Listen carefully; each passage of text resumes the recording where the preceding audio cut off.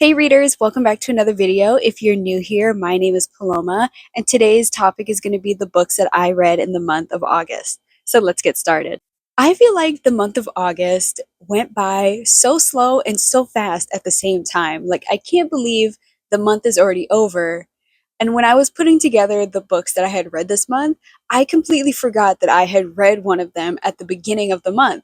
It feels like 100 years have passed since the beginning of the month.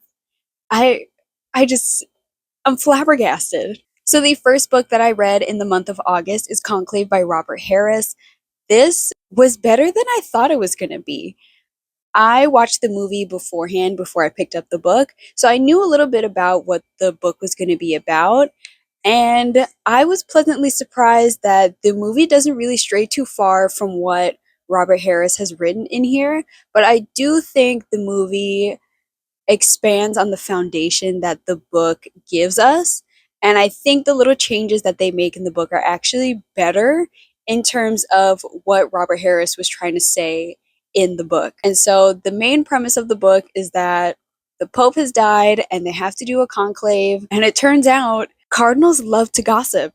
They really do. And I didn't think when I picked this up that I would be reading about 109 men just gossiping throughout the entirety of the conclave, which was over 3 days. This entire book, everything that happens in here happens within 3 days. And so the main character, Cardinal Lawrence, he has a different set of 24 hours than everybody else on the planet because the way he was able to take the gossip and information that was presented to him and enact on it like as quickly as he could, like for me, it would have took like maybe 2 or 3 days at most. Like this conclave would have went on for almost a week just based on the information and application alone. But I really, really enjoyed this. Would I read it again? Probably, to be honest. I think Robert Harris has some good ideas in here. I think there's a few things that I would have changed, which were changed in the movie. So arguably, I'd probably watch the movie again before I read this. But that's not to say that I wouldn't read it again. I really did enjoy it. I enjoyed it more than I thought I would, to be honest. Then the next book I read is Wolf Hall by Hilary Mantel. This is the first book of the Wolf Hall trilogy. I enjoyed this more than I thought I would. I don't know too much about the Tudor era of history other than kind of like the basics. When I went into this, all I knew about King Henry VIII was that he beheaded some of his wives, he separated from the church to become the head of the Church of England, but that's kind of really it. And so to see his reign through the eyes of Thomas Cromwell, who becomes his right-hand man, it was really interesting to kind of see how all these things kind of play out. And I think Hilary Mantel's language and use of words is really expressive. I think it flows very nicely. Sometimes it was a bit clunky, but that might have just been me kind of not realizing what was going on. This is 100% a book you have to pay attention to. You cannot like sleep on this book, put it down, or like come back to it because she will bring up something that happened in like the first part all the way towards the end. And you're like, what is going on here? When did he say that? When did this happen? This was a very, very great read though. As you can tell from the tabs, I found lots of good quotes that really kind of reflect what Hilary Mantel was trying to say. Thomas Cromwell is the kind of character that you hate to love because there were times where I was just like, I wish he would shut up and I wish he would not do that. I wish he would kind of care more. But you kind of see how he's treated through the books from his childhood to adulthood, and you're like, okay, I kind of get it, but like, dang, smile a little.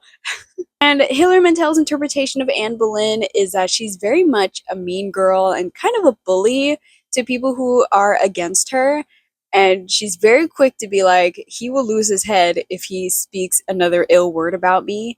And she's kind of a diva for it. And what's really interesting about it is that the title alone kind of tells you what to expect from the book, because if you know anything about the Tudor history, or that you will eventually learn when reading this book, is that Wolf Hall is the home of the Seymour family.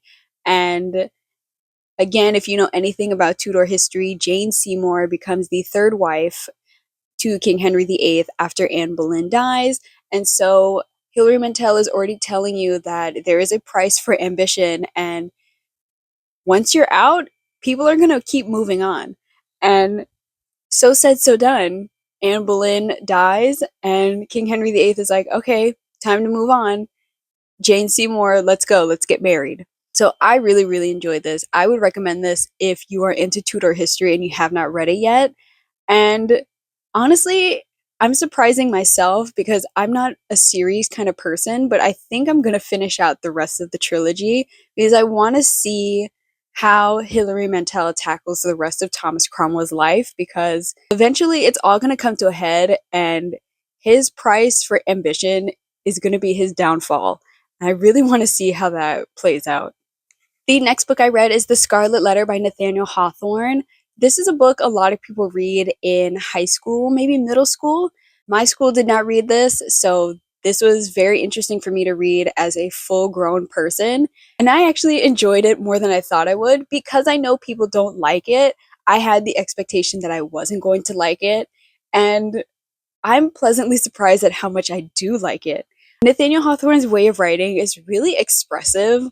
He uses a lot of words I have never seen before. And so it was really fun to kind of write down the words that he was using and kind of look it up because what are these words? I honest to God wrote them down in my notebook because I wanted to know what they meant so badly. Yeah, you can see it here. He uses a lot of big words that I had never really seen before. One word that he uses over and over and over again is ignominy, which is public shame or disgrace, which is very fitting for the story itself. But then he also uses somniferous, which is tending to induce sleep.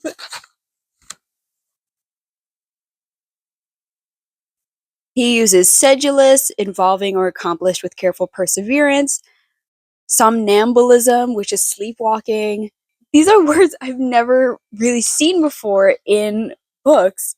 And we also need to bring back authors kind of doing a preface before the book starts on what inspired them to write the book, because honestly, if I had read this in high school, I would have been like, why did he write this? Like, who cares?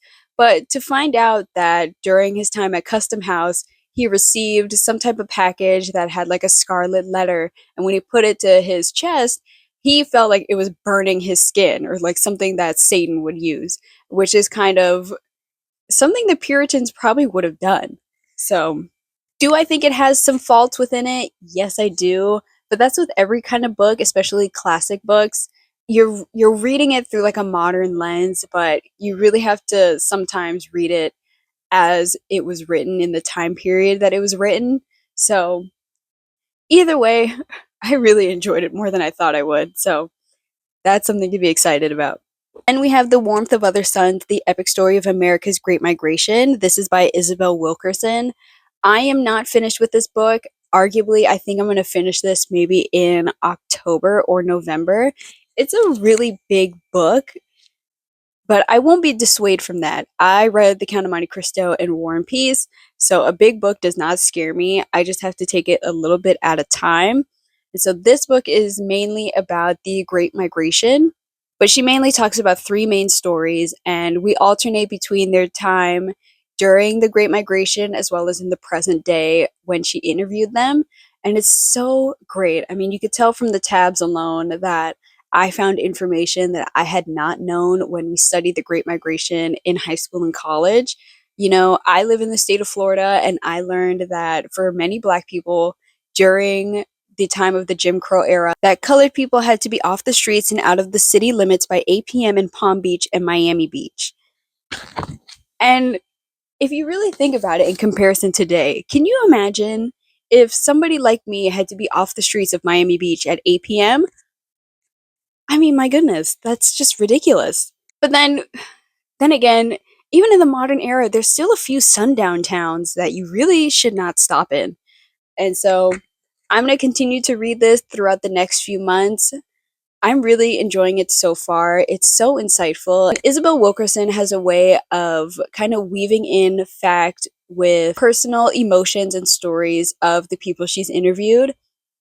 And I think it does a really great job at kind of empathizing the story to the reader. I recommend this. August was a month.